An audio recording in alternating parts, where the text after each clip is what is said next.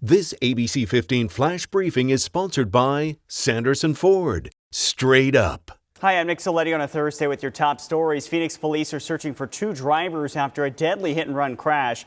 Officers say Virginia Tarango was riding a bike near 43rd Avenue in McDowell nearly a month ago when she was hit by a dark-colored sedan or SUV. She was then hit by a second car. It was either a white Chevy Tahoe or Cadillac Escalade, according to witnesses. It's very concerning because does that mean they were impaired and that's why they didn't stop? Or were they that oblivious to what they were doing? You know, were they on their phone? You know, what exactly happened? This is the fifth hit-and-run silent witness has seen in recent months. If you know what may have happened, you are asked to call them at 480-WITNESS. Right now, baseball fields are sitting empty. We're not seeing any MLB players practicing ahead of spring training because the MLB lockout is now in its 78th day. However, today negotiations will resume. The Players Association says it's ready to respond to the recent offer that was made. Exhibition games on the schedule to begin the 26th, likely not going to happen. This is the third year in a row that spring training has been dealt a blow. Of course, COVID-19 interrupting the season in 2020 and health restrictions limited attendance last year. The executive director of the league says all 10 ballparks in the Valley are ready, but leaders are concerned about the economic impact. We desperately have to have our hotels filled up and our restaurants and our entertainment district at Westgate in use for this thing to even come close to making sense for our city. So what happens if you already have tickets? You need to check with the individual ballparks to see what their policies are. More than 145 million Americans now live in a state that has legalized marijuana, including here in Arizona.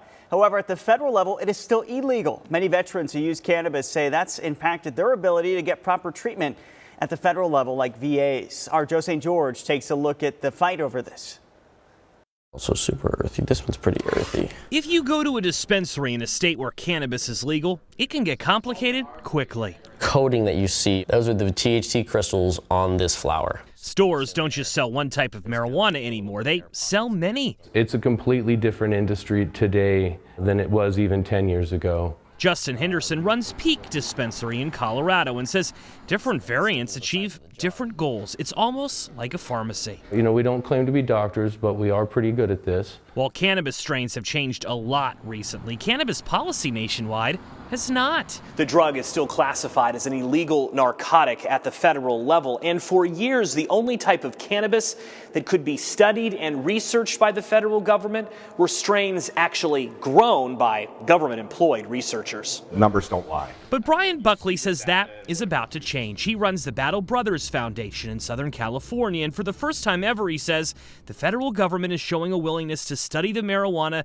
that people are actually buying. That is often stronger than the kind that researchers have previously been looking at. The bipartisan infrastructure bill contained a key change, and his organization has already obtained the permits to conduct the research. Accurate studies using real-world cannabis, he says, is the first step to changing minds. You see the data and what it produces and the results it has.